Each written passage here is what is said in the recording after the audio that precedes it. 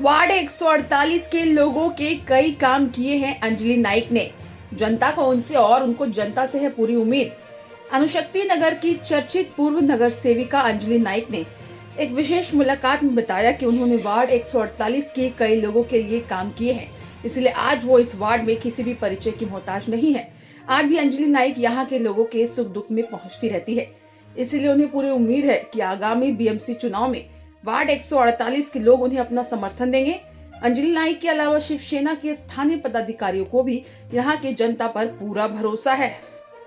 सर्वप्रथम मी गणरायाला नतमस्तक होते आणि बऱ्याच वर्षानंतर मला असं वाटतं 2017 ते 22 हा काळ गेल्यानंतर 3 वर्षानंतर पूर्ण महाराष्ट्रामधल्या निवडणुका लागल्या आहेत, जशा ग्रामपंचायत, नगरपालिका आणि आता महानगरपालिकेच्या ह्या निवडणुका आहेत आणि सर्वांमध्ये एक आनंद आहे।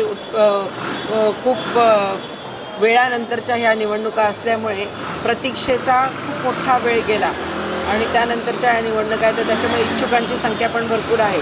माझा वॉर्ड क्रमांक 147 हा रिझर्व झाल्यामुळे, तो आरक्षित असल्यामुळे मला 148 वॉर्ड जो होता तो ओपन होता आणि मग त्यामध्ये मला काम करण्याची संधी माननीय आमचे मुख्य नेते आणि महाराष्ट्र राज्याचे उपमुख्यमंत्री एकनाथजी शिंदे साहेब, तसेच शिवसेना उपनेते माजी खासदार राहुलजी शेवाळे साहेब, कामिनी वेनी यांच्या माध्यमातून सांगण्यात आले आणि त्या पद्धतीने मी कामाला सुरुवात केली। माझ्याबरोबर उपविभाग प्रमुख राशा मणिकम, आमच्या विधानसभा संघटिका नित्या कुट्टी, तसेच शाखा प्रमुख धडाडीचे हिरप्पा खजीर आणि डॅशिंग शाखा महिला शाखा संघटिका लता खंडागळे, तसेच आमची रिबिका, रिझवाना, सर्व आपला शिवाजी, सर्व पदाधिकारी अगदी एका जोशाने तयार झाले की अंजली नाईक मॅडम इकडे आपल्याकडे काम करतायत म्हणून।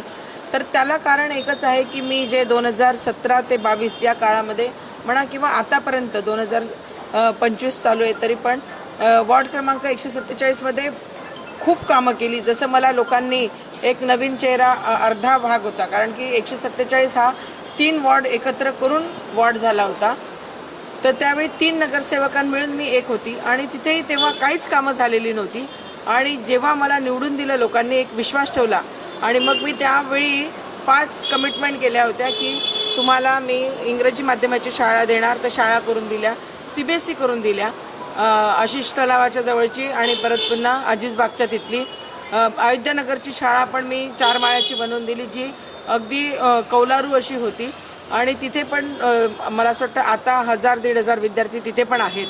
तसेच मी इथे 2010 पासूनचा नाल्याचा प्रश्न होता, तो इस्लामपूर नाला बनवून दिला। अयोध्यानगरच्या मैदानासाठी शाळेचं आरक्षण मुद्दाम जाणून बुजून टाकलं होतं, त्या लोकांनी तिथे नगरसेवकाच्या विरोधात काळी फीत लावली होती आणि आंदोलन घेतलं होतं, परंतु ते काम झालं नाही। ते मी नगरसेवक झाल्यानंतर त्यांना कमिटमेंट केली होती की त्यांना मैदानच पाहिजे आणि मी ते मैदानाचंच आरक्षण ठेवलं। गोपीनाथ मुंडे मैदानात तिथे, कारण आपल्या विभागात स्लम विभाग भरपूर आहे, स्थलांतरित लोक जास्त आलेले आहेत आणि मला असं वाटतं की दरवर्षी आपल्याकडे 50 ते 70 मुलं राज्यस्तरीय, आंतरराष्ट्रीय अशा वेगवेगळ्या ठिकाणी खेळण्यासाठी जातात, म्हणून मी तिथे क्रीडा संकुलचं आरक्षण केलं, शाळेचं आरक्षण केलं। जो प्लॉट जिथे पार्किंग आहे, अनधिकृत पार्किंग होतं, तिथे अर्धा प्लॉट जो आहे 2300 मीटरचा, तर तो शाळा राहील, तर तिथे ते शाळेचं आरक्षण केलं, SRA कडून घेतलं आणि अर्धा भाग जो आहे तो मार्केटचा भाग तो घेतला, तर त्याचंही मी तिथे काम सांगितलेलं आहे। त्या पद्धतीचं नियोजन चालू आहे आणि मला असं वाटतं या येणाऱ्या इलेक्शन नंतर तिथे ते पण काम सुरू होईल। तसेच प्रसूतिगृहाचा पण विषय होता की चेंबूर वेलफेअर शाळेच्या समोरचं जे मैदान होतं, तर ते 1992च्या आरक्षण काळामध्ये ते आरक्षित जागा होती प्रसूतिगृहाची. महिलांना आपल्या इथे 146, 147, 148, 155 जो वाशीनाकाचा परिसर आहे, इथे कुठेही प्रसूतिगृह नव्हतं. आणि मग जेव्हा इथे ट्रॅफिक असते, दूर पडतं ते महा हॉस्पिटल किंवा शताब्दी हॉस्पिटलला, तोपर्यंत बऱ्याच जणींच्या ॲक्सिडेंट झाले आहेत, कोणाच्या रस्त्यातच डिलेवरी झाल्या आहे. आणि म्हणून ती जागा त्यांनी मैदानाची जागा ठेवली ती परत मी आरक्षण केलं आणि 2019ला मी तिथे प्रसूतिगृहाचं आरक्षण केलं. ते काम चालू म्हणजे आराखडा तयार केला आहे, सगळं तयार केलं आहे. तिथे ते एक टाटाचं पायलॉन आहे, तर ते पायलॉन एक सिमेंट्रिकमध्ये करायचं आहे, असं सिलेंडरमध्ये. ते काम झालं की तिथलं ते पण काम येणाऱ्या काळात सुरू होईल. मॅडम तुम्ही काय करणार आहात? 148ला मी एक पहिल्याच दिवशी सुरुवातीला भारतनगर फिरली सर्व आमच्या पदाधिकाऱ्यांबरोबर. तिथे म्हणजे गटारी साफ नाही, कारण तर गटारी तर मला असं वाटतं जेव्हा आपण पावसाळ्यापूर्वीची स्वच्छता असते तेव्हा आपण सगळी ती माणसं लावतो आणि ती एका महिन्यात म्हणजे एप्रिलपासून 31 मेपर्यंत आपण सर्व नाले गटारी छोट्या छोट्या नाल्या असतात ते साफसफाई करतो. पण मला तिथे कुठेच दिसलं नाही. इतकं मोठं घाणेचं साम्राज्य दिसलं. संडासी बंद झालेल्या आहेत तर त्या ओपन केलेल्या नाही. 1+1 काही बऱ्याच संडाशी आहेत तिथे नाही. परत पुन्हा याची कामं लादी पॅसेजची कामं झालेली दिसले नाही. आम्ही भैयाचाळ तिथे अशू अडवाणी नगरच्या वरती गेलो. 4 वर्षापासून तिथे कचरा उचललेला नव्हता आणि ती गटार सगळी तुंबलेली होती आणि त्या घाणीतूनच लोक तिथे शौचालयाच्या जवळ जात होते, तिथून येत होते. आणि इतके तो घाणेरडा प्राण बघितला. आम्ही दुसऱ्या दिवशी लगेच तिथे अधिकाऱ्यांना सांगितलं आणि त्यांनी 4 दिवसात तो सगळा कचरा उचलला. आता तिथे मुलं प्लेन जागा केली आणि तिथे खेळतात मुलं. इथे पाण्याची खूप मोठी समस्या आहे. मी नगरसेवक असताना आमच्याकडे शिवाजीनगर, अयोध्यानगर, अजीजबागला तर रात्री 2 वाजता पाणी यायचं, पण मी ते पाण्याची समस्या सोडवली. तशीच तिथे गव्हाणपाडा, भारतनगर, विष्णुनगर आणि अजून इतर छोट्या छोट्या ठिकाणी म्हणजे प्रेशर कमी आहे, पाण्याच्या समस्या आहेत, तर मी त्या सोडवण्याचा प्रयत्न नक्कीच करणार. पण आता 2 दिवसापूर्वीचीच गोष्ट आहे की भारतनगरला पाणी येत नव्हतं. संत ककाया मार्गावरचं जे लिकेज होतं, मी वारंवार अधिकाऱ्यांना पण सांगितलं की ते रोडची परमिशन लवकर द्या, ते लिकेज काढा. आणि तिथे भारतनगरचं प्रेशर खूप कमी झालेलं, लोक रस्त्यावर आलेले. शाखा प्रमुख हिरप्पा खजीर आणि त्यांची सगळी टीम तिथे गेली होती. त्या अगोदरच 2 दिवस अगोदर मी पत्र दिलं होतं आणि ते डिस्पॅच केलं होतं. ते डिस्पॅच पत्र बघून अधिकारी तिथे आले आणि सगळ्या लोकांनी घेराव घेतला. आणि मग आम्ही तिथे अधिकाऱ्यांना लगेच वरिष्ठांना आयुक्तांपर्यंत कंप्लेंट केल्याबरोबर लगेच तिथे 2-2.5 तासात पाणी आलं ना. आणि पाण्याचं प्रेशर वाढलं आणि पाणी आलं. मग इतके दिवस काय केलं? इथल्या स्थानिक जी लोकं होती किंवा जी मागची जी लोकं होती त्यांनी काय कामं केली? अशी वेगवेगळी कामं आहे. तिथे मैदान नाही आहे, शाळा नाही आहे. भारतनगरची सगळी लोकं माझ्याकडे ॲडमिशनला यायची ज्या CBSEच्या शाळा केल्या, पण तिथे पण एक नॉर्म्स होते की 2-2.5 किलोमीटरच्या नंतर तुम्ही ॲडमिशन देऊ शकत नाही. तर या सगळ्या सुविधा तिथे मॅटर्निटी होम नाही आहे, तिथे व्यवस्थित असं दवाखाना नाही आहे. गव्हाणपाडाचा दवाखाना बंद पडलेला आहे, तो तिथे का नाही चालू केला? तिथे डॉक्टर का उपलब्ध झाले नाही आहेत? तिथले सगळे लोक नाराज आहेत. तिथे साईबाबा मंदिरच्या बाजूला रेल्वे ट्रॅक आहे आणि तिथे इतकं घाणीचं साम्राज्य आहे, ते पण मी बघितलं. तिथे पण मी अधिकाऱ्यांना आता सांगितलं की ते तुम्ही तिथली पण सगळी साफसफाई करायला हवी. शंकर देऊळला शौचालयाचा विषय शिल्लक आहे. तिथे बऱ्याच ठिकाणी अर्धवट कामं करून तसेच पडलेले आहे. तर असा हा सगळा वॉर्ड विस्कळलेला आहे आणि बरीच कामं तिथे झालेली नाही आहे. तर मला असं वाटतं सर्व नागरिकांनी जर मला संधी दिली तर नक्कीच ज्याप्रमाणे मी 147ला कामं केली त्याच्यापेक्षा जास्त कामं मी 148ला करू शकेल. आता जेव्हा तुम्ही फिरता, मला असं वाटत होतं ना की मला हा वॉर्ड नवीन आहे, कारण मी खरं अणुशक्तीनगर विधानसभा संघटक होती आणि माझ्याकडे तो वॉर्ड पण होता, पण मला ती घाणेरडी सवय नाही आहे की कोणाच्यामध्ये लुडबुड करायची. मी माझा वॉर्ड, माझी लोकं या पद्धतीने मी काम करत होती. परंतु आता मला अशी भीती होती की बाबा मला तो वॉर्ड नवीन असेल. पण ज्यावेळी मी विष्णुनगरला राऊंड मारायला गेली, भारतनगरला गेली, लोक समोरून आले आणि अंजली मॅडम तुम्हाला माहीत नाही, कोणी म्हटलं की माझ्या मुलाची तुम्ही ॲडमिशन केले, कोणी म्हटली माझ्या कॉलेजची ॲडमिशन केली, कोणी म्हटलं की मॅडम मला हॉस्पिटलसाठी तुम्ही पत्रव्यवहार करून दिले, कोणी म्हटलं की मला माझ्या तुम्ही आमचे रेल्वेचे तिकीटं पण माननीय खासदार राहुल शेवाळेंकडून हे करून दिले, म्हणजे त्याचं रिझर्वेशन करून दिलं. असं म्हणजे वेगवेगळे. आता कोण मला एकाने सांगितलं ते यादव म्हणून कोणी आहेत त्यांचे भाऊ, तर त्यांचा काहीतरी घराचा विषय होता आणि तो घराचा विषय क्लिअर करून दिला. एक जण मला म्हटलं की मैडम आपको मालूम नहीं लेकिन मैं आपके ऑफिस में आई थी और आपने मेरा वो भतीजे का काम करके दिया. कोणी बिहारला त्यांचे नातेवाईक होते आणि ते कॅन्सर पेशंट म्हणून इकडे आले होते, तर त्यांना आपण मदत केली, की त्यांना आपण तिथे राहण्याची व्यवस्था केली, ऑपरेशनचं काम करून दिलं. म्हणजे मी जेव्हा राऊंड मारायला गेली तर ते सगळे म्हटले. आता काही जण मला भेटायला आले तर ते म्हटले की मॅडम आम्हाला माहिती आहे, आमचा एक ग्रुप इकडे होता आणि तुम्ही किती कामं केले आणि याच्या माध्यमातून त्याच्या माध्यमातून माझ्या मुलांची तुम्ही कामं केली, हॉस्पिटलची कामं केली, अशी वेगवेगळी कामं तुम्ही करून दिली. काही जण मला म्हटले की तुम्ही आम्हाला तिकडे लाईन लावायला लागत होती, इकडे तुम्ही आम्हाला VIP मध्ये सोडलं लसीकरणासाठी. त्याच्यामुळे मला पण एक आत्मविश्वास निर्माण झाला की मी कुठे ना कुठे लोकांची कामं केलेली आहेत.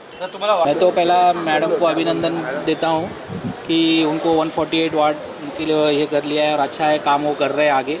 एक्चुअली 147 में उन्होंने इतना काम किया है. कार्य सम्राट नगर सेविका अंजलि नाइक बोल के उनको यहाँ जाना जाता है, और 148 में वैसा कुछ काम हुआ नहीं है. जो इससे पहले जो नगर सेविका वहाँ है उन्होंने वैसा कुछ काम किया नहीं है. तो हमारी यही इच्छा है कि 148 में जाके वो काम करे, क्योंकि उधर के जो मूल निवासी लोग हैं उनको वो सब सुविधा अभी तक उपलब्ध हुई नहीं है जो होना चाहिए. एक नगर सेवक बोलता है कि नगर सेवक का मतलब ये होता है न से नाला, ग से गटर, र से रास्ता.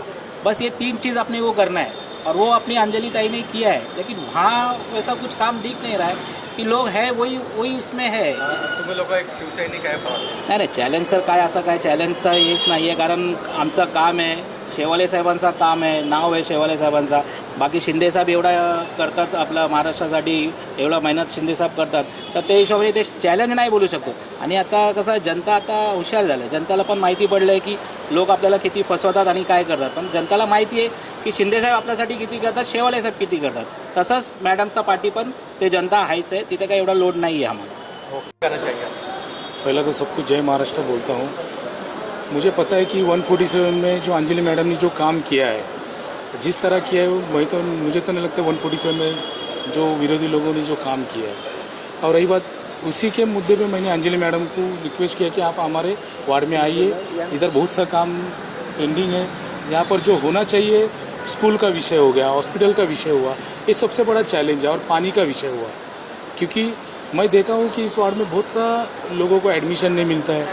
और दूसरा है कि पानी का तो सबसे बड़ा समस्या जो डोंगर बाग में, जो भारत नगर में, कि लोगों को सही तरीके से पानी नहीं पहुँच रहा है वहाँ पर. और बोलने की तो बात है कि अंजलि नायक को बोलने की कोई ज़रूरत नहीं है. हमने वही चैलेंज से हमने मैडम को यहाँ पर लाया है कि एकदम कैपेबल है, एकदम स्ट्रांग है महिला, और यहाँ आने से हम लोग और ताकत बढ़ेंगे. उनके नेतृत्व में हमको काम करने के लिए हमारा कोशिश रहेंगे कि उनको यहाँ पर जिता के लाना. जय महाराष्ट्र सबको. अंजलि ताई से मेरा बहुत पुराना रिश्ता है, बहुत सालों से पहचान है. जब मैडम शिक्षण समिति के अध्यक्ष थे तभी भी मैं उनके पास गई थी, मेरा स्कूल का इश्यूज़ था, तो मैडम के एक कॉल से मेरा पूरा प्रॉब्लम सॉल्व हो गए थे वो टाइम पे. तो मैडम कभी भी कुछ भी काम हो कभी पीछे नहीं हटते, और उनका इंस्टेंट होता है. हम चाहे कुछ भी मदद के लिए जाएँ, कुछ भी प्रॉब्लम बताएं, तो उनका कैसे रहता है, सोल्यूशन एकदम इंस्टेंट करा के देते हैं. तो वैसे वो एकदम बुलेट ट्रेन की तरह फास्ट है, काम के लिए कभी पीछे नहीं हटते, और उतना तेज़ी से वो काम कराते रहते हैं और करते भी हैं. तो मैडम के लिए बेस्ट ऑफ लक, और मैडम ज़रूर जीत के आएंगे, और मैडम ज़रूर 148 का अच्छा ही होगा. जय महाराष्ट्र सबके लिए. लेकिन अंजलि नाइक ताई के साथ मैं पहले भी 147 में काम कर चुकी हूँ. उनका काम मुझे पता है, परफेक्ट रहता है, वार्ड का एक एक चीज़ पे उनका ध्यान रहता है. वैसे ही 48 के लिए काम करेंगे. ऐसे ही जब हम 48 में एंट्री किए हैं 4-5 दिन पहले से हम लोग का पूरा काम उनका चालू है. और ऑलमोस्ट हम लोग ने जो कचरा से लेके बाकी की जो भी समस्या छोटा उसका सॉर्ट आउट करना चालू कर दिया. ऑलमोस्ट वो जो कचरे का था वो सब क्लीन हो गया है. और मंदिर से लेके बहुत सारे काम है उधर पेंडिंग, उसका सब हम लोग ने पाठ पुरावा किया है, वो भी जल्द से जल्दी करवाएंगे। अंजलि नाइक ताई आने का मतलब ही है कि वार्ड का जो भी समस्या है वो जल्द से जल्द वो क्लियर करने की कोशिश करेंगे और जनता के सेवा के लिए रखेंगे। और जो रही शिंदे साहिब हमारे जो बहन लाडकी योजना से लेके आनंदी के साहिब का जो योजना है उनके थ्रू जनता के लिए हम लोग एक एक जनता को जो भी नियोजन से लेके सब कुछ जो लोन से लेके जो 500 तक का अपने पास जो योजना है वो जनता तक पहुंचा के उनको उसका सुविधा मिले, इसका कोशिश हमारा हमेशा रहेंगे। जैसे 47 में काम किया है वैसे हम 48 के लिए भी काम करें। सर्वांना माझा जय महाराष्ट्र। जसे अंजलीताई आमच्या वॉर्डमध्ये आल्यात तेव्हापासून लोकांमध्ये एक जसं मी बघते एक उत्सव आहे आणि त्या आल्या तर शिंदे साहेबांनी जे आमच्यासाठी लाडकी बहीण योजना चालवलेली आहे त्याच्यामध्ये KYC जे चालू होती त्या टायमाला अंजलीताईने आम्हाला खूप त्या KYCसाठी मदत केली।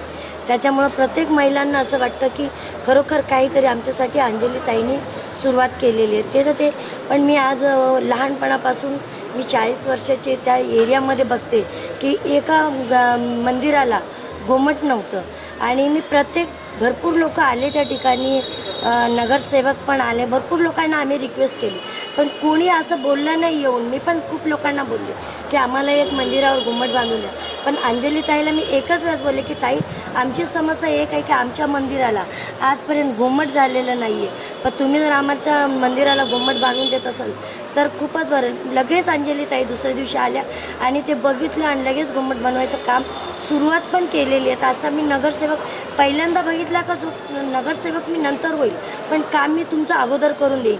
आणि आता पण त्यांना टाईम नव्हता, टाईम असता तर आता पण आमचे 2-3 जे कामं होते ते सुरुवातच केली होती पण आचारसंहिता लागल्यामुळं त्या नाही झालं। पण मला विश्वास आहे की आमच्या अंजलीताई नाही ह्या भरपूर कामं करतील आणि ज्या रुकलेले बी काम आहेत आमचे करून देतील हे मला गॅरंटी आहे त्यांची, म्हणून मी त्यांच्यावर खूप विश्वास करते आणि माझी जनता पण करते आणि खूप आनंद आहे आमच्यामध्ये आणि त्या निवडून पण येते। मी माझं एक चॅलेंज पण आहे सर्वांना।